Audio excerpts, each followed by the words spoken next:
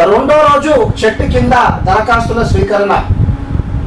మల్కాజ్గిరి గీతానగర్లోని సర్కార్ కార్యాలయం సమీపంలోని చెట్టు కింద ఎమ్మెల్యే మర్రి రాజశేఖర్ రెడ్డి గురువారం ప్రజల నుంచి ఫిర్యాదులు స్వీకరించారు.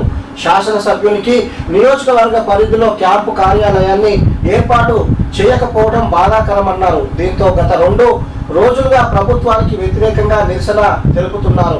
ప్రజా సమస్యలు తెలుసుకునేందుకు కార్యాలయం ఏర్పాటు చేయాలని కోరుతున్న అధికారుల్లో చలనం లేదన్నారు. కార్యక్రమంలో కార్పొరేటర్ మేకల సునీత యాదవ్, పరాస నేతలు వెంకన్న, రాము యాదవ్, మురుగేష్, శివకుమార్, నవీన్ యాదవ్, శ్రీనివాస్ గౌడ్ తదితరులు పాల్గొన్నారు. సమస్యలు వింటున్న ఎమ్మెల్యే రాజశేఖర్ రెడ్డి సో మల్కాజ్గిరి నియోజకవర్గంలో ఎమ్మెల్యేకు క్యాంప్ కార్యాలయం లేదని చెప్పి 2 రోజుల నుంచి మల్కాజ్గిరి జిహెచ్ఎంసీ కార్యాలయం ఎదుట టేబుల్ వేసుకొని కూర్చొని ప్రజల సమస్యలు తెలుసుకుంటున్నట. దీనిపైన చాలా మంది ప్రజలే కానీ ప్రతిపక్ష పార్టీలు ట్రోల్స్ చేస్తున్నాయి. అటు కాంగ్రెస్ పార్టీ నాయకులు కానీ ఇటు బీజేపీ నాయకులు కానీ ఏం ట్రోల్ చేస్తున్నారంటే గతంలో మల్కాజ్గిరికి ఎంతో మంది ప్రజాప్రతినిధులు ప్రాతినిధ్యం వహించారు.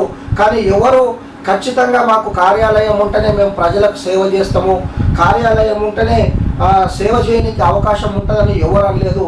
ఒకవేళ నిజంగానే మీకు కార్యాలయం ఉంటే మీరు ప్రజలకు సేవ చేయగలుగుతారు అనుకుంటే నా కార్యాలయంలో మీకు కుర్చీ వేసిస్తా అని చెప్పి నిన్న బీజేపీ కార్పొరేటర్ శ్రావణ్ ఎద్దేవా చేసింది నిన్న.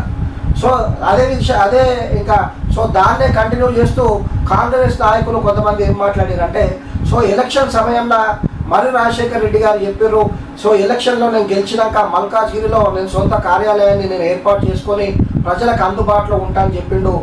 అప్పుడేమో ఆ విధంగా చెప్పి ఇప్పుడేమో అంత అధికారుల పైన సేవ చేయడానికి తప్పించుకోవడానికి అధికారులను కార్యాలయం లేదు అని చెప్పి కాలయాపన చేస్తుండు, అధికారులను కించపరుస్తుందని చెప్పి కాంగ్రెస్ నాయకులు ఆరోపిస్తున్నారు.